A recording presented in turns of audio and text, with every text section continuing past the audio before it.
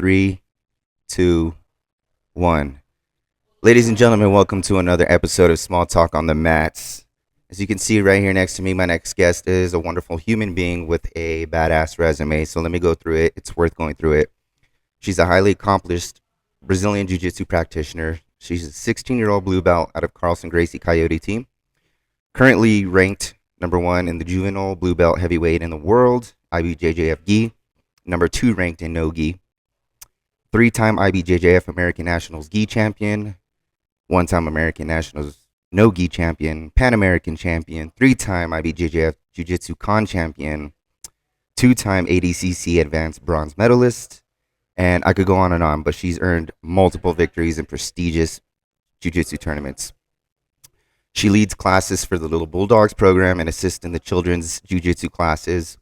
Under the mentorship of Professor Daniel Souza, she has trained in jiu-jitsu for over 6 years and in Muay Thai for over 4 years. Off the mats, she aspires to make a meaningful impact by supporting women and children affected by domestic violence through jiu-jitsu. Her personal journey fuels her commitment to using martial arts as a powerful tool for empowerment and healing. But whether competing on the world stage or guiding her students, she finds joy and purpose in every aspect of her practice. Ladies and gentlemen, hope you enjoy that introduction. Sarah Souza, how you doing? I'm doing good. Good. Was that a good introduction? Yes. All Thank you. right, cool. All right, cool. So as I explained before we started rolling, I'm just going to go through some questions. I got a few questions for you here. It's going to be fun. The time's going to go by fast once you start answering. So yeah, we'll jump into it. So the first one is background and journey. So your very first question, you're only 16 years old, yet you've already accomplished so much in jiu-jitsu. Tell us how your martial arts journey began. So it started in 2018. I think like the close to end of August. It was right after my 9th birthday. So I started in 2018 because my mom was looking for defense programs because we came from a background of domestic violence. So, and then we met um, Professor Daniel Souza. And so we basically just started from there. And 7 years later, that's how I started. Okay. And I'm sure you've been enjoying it so far. Yes, I love it. Yeah. Okay. So what was it like growing up in New Mexico and finding your way into jiu-jitsu? I grew up in New Mexico my whole life. I lived in Las Cruces for a little bit, and then we moved to El Paso for like a month, and then back to Albuquerque because my mom got a job. And yeah, that's when we really started getting into jiu-jitsu, and it became a really amazing journey for us, starting in Albuquerque. So I'm really glad we found it the way we did. Yeah. Yeah. Okay. So training under Professor Daniel Souza, I mean, it must be special Yes. knowing him. So how has that shaped your journey both on and off the mats? Yeah. So I used to be like really, really shy. Okay. I still kind of am. Like, I was not confident in myself at all. Okay. So, like, when doing jujitsu, I had to talk with more people. I had to create more connections as going on. Um, and especially like with my Spanish, I'm still kind of shy with my Spanish. But Me too. It's okay. yeah, but some kids in some after school programs they don't speak English, so I have to speak in Spanish. So that's also made Interesting. me kind of confident in my Spanish a little bit more recently. Yeah. And yeah, just overall with myself, I became more confident and more like strong in what I'm doing. Yeah. Like I was like, I can do this. Awesome. I Okay. Yeah, So it's definitely opened you up more for sure. definitely. Yeah. Okay. That's good. It's always a good thing. Yeah. Our next topic is competition and achievements. So you're currently ranked number 1 in juvenile blue belt heavyweight in the world. What does that ranking mean to you, and how do you stay motivated? It means a lot. I mean, I never thought I'd be in a position like this today. So it definitely means a lot to me because I try to put all my work on the mats here or in competing. Yeah. Yeah, I train hard, just training, and that's what I put onto the mats in competing. So it does mean a lot because I worked hard for it. Yeah. Um, and staying motivated. I mean, I love jujitsu, so it's not really a problem. I think if I just have like a clean space, no negativity, I think I'll. It's what keeps me motivated. Okay. Yeah. I like that answer. Can you walk us through what it feels like to step on the mats at big tournaments like IBJJF Nationals or Pan Am's? Yeah, it's very nerve wracking. Definitely my first time doing IBGF competition was very like, ugh. Still is to this day because it's such a big competition. So it's definitely nervous, but I still have to keep the right mental space so that it doesn't affect me on the mats. Yeah, that's So important. yeah, so I have to like believe that I'm doing good. I have the strength, I have the faith, I have the courage to put on the mats. Okay. Yeah, hell yeah. Do you have a favorite victory or match that stands out so far in your career? Um, I think my kids Pan Am win Okay. when I was the orange belt. It was my last year as a kid, Yeah. basically, competing in the kid division. So it was my last year, and it also took a lot of years for me to get that win. Okay. And it definitely helped my like a confidence boost by a lot. So I think that one. Yeah. Each victory piles up. Yeah. All right. So competing at such a high level at a young age can be intense, but how do you balance competition with school, friends, and just like simply being a teenager? Honestly, all my friends are in jujitsu, so it makes it way easier. And I'm homeschooled, Yeah. so that makes it 100 times easier as well. Um, but yeah, I just do homeschooling, do work, I teach, and then I train. And all my friends are here, so it's not really that hard to try to keep a connection. You know? Yeah, it's a close knit group for sure. Yeah. Yeah, I mean, I've seen it, but for the audience that doesn't know, yeah, if you can go a little into explanation of how you guys kind of run things here with school and training and all that. Yeah, so I do have 4 hours of school a day.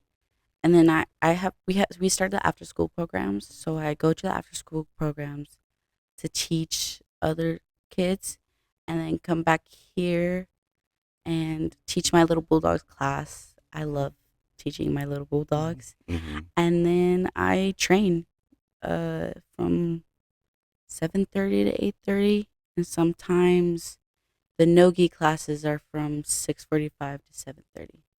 Got Yeah. it. All right, cool. So next topic is teaching and leadership. So you're already leading and assisting in children's classes. What's the most rewarding thing about teaching like the next generation of jujitsu? Um Seeing my littles get their hands raised in tournaments is like the biggest success I see. And also just their little faces. Their little faces make me so happy. They're so unintentionally funny all the time. No, they can get serious, but I always try to make it fun for them. Yeah, So yeah, and they're doing really well. yeah, I love teaching them. it's exciting to watch them. Yeah, They're cute. always. All right. How do you keep young kids motivated, especially when they're just first starting jujitsu? Yeah, so I always again, like I always try to keep it fun because I know if it's not fun, kids are gonna get bored of it. They're gonna get stressed out. They're gonna be like, I can't do this. Yeah, So I always try to keep it serious, but I always just try to keep it fun because they're just still they're littles. yeah, Yeah, yeah. They're learning still. They're learning a yeah, whole lot. So, yeah, but no, that's good to keep them active, motivated. Make it fun. Yeah, like you're saying, yeah. it's good for the little ones. Let's see. Next one is what's something your students have taught you in return? Patience, patience, and also like help me a lot with my speech and how I'm explaining things. They helped a lot with that. And yeah. Okay, awesome. Our next topic is empowerment and purpose. So you've expressed a passion for empowering women and children, especially those affected by domestic violence. How did this mission become part of your journey? Yeah, so I used to be afraid to share my story because I didn't want people to like look down on me and say, "Oh, she must have like a lot of problems. She must be really depressed." And it wasn't like that at all. Hmm. Until my mom really opened my eyes and see how empowering my story could be. Hmm. I took that in and I was like, this could be empowering to other women, to other children who went through the same thing as me. Yeah. So instead of taking it in as a bad thing, I made it into something like that could be good to like show people that you can be strong Yeah. from where you came from, that it can change. It Yeah. can change a lot. Okay. I think it is very powerful, and like you said, and it's a brave thing to come out and share your story because whether you know it or not, like a lot of people are impacted by that, and sharing your story will change people's lives for Yeah. sure in the future. So that no, it's good. Okay. So, what do you believe makes martial arts such a powerful tool for healing and empowerment? For healing, so I used to have a lot of anger, especially coming from where I came.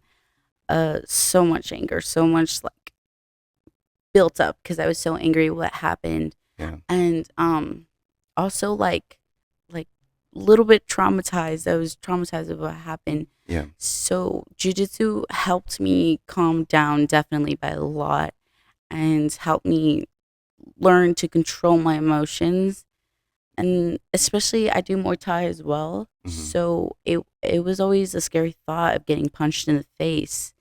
Like I would have panic attacks, and now it's like a normal thing. Yeah. I just like take it in and keep going. Like it really helps a lot with if you came from a domestic violence situation. I'm sure. Yeah. Yeah, It's kind of like therapeutic, right? yeah, it Yeah, for is sure. very. I understand that. Okay. If you could design the perfect program to help women and kids through martial arts, what would it look like? Um, well, I know some women are still like scared to come out and try this, and I just want them to know like you don't have to be scared. Like this is a safe space, Yeah. right? Like nobody will hurt you intentionally. It will always be safe. It will always be an not an easy road, but it'll definitely help you heal, help you like become stronger and confident. Um, and I just think every woman in domestic violence should try this out, should try Muay Thai. It's really helpful Okay. a lot. Yeah. I agree. I agree 100%. Our next topic is family and mentorship. So, obviously, your mom and Professor Daniel Souza have been major influences in your life. How do they inspire you both as an athlete and as a person? My mom, so recently she's tried competing, and after she like lost a lot of weight, she's been trying that for 10 years and she's decided to stay consistent with it. So she's lost it, and I'm so proud of her. Hmm. Every time she competes, I kind of get emotional because I remember like how she used to be Yeah. from the start and how she is now. And I'm so proud of her. And my mom inspires me a lot. She's like the strongest woman I know. And and some people have things to say about her, and I'm just like, you don't understand the situation she was in. She should be like that. Hmm. Like she might say, like, oh, she thinks she's all this. She don't need a man. That's because she doesn't. Yeah. Like I watched it with my own eyes. My mom took care of me and my brother by herself. Yeah. Like no family, no dad, no grandpa, no grandma, like nobody. Hmm. So she really did do it all by herself, and that's where she's coming from. That's why she thinks that because she should. Yeah. She she's the strongest woman I know, and I look up to her for it. And I'm glad if anybody says I'm like her. I'm so glad to be like her. Yeah. She's really an amazing woman, and I'm glad she put me in the sport. And of course, Professor, he just took me on a journey where it made me better. He took me and my family out of like a situation where most people are scared to do. Hmm. And he stood strong with us. He was always by us, and you know, he's strong. Gotcha. Okay. So what's the best piece of advice they've given you that you've carried into your training and competitions? So what's the best piece of advice that they've given you that you carry into your training and competitions? Oh yeah, like he says this to everybody, and it's completely correct. Like we never lose, we learn. Yeah. We never lose, we learn, and we learn what to not do.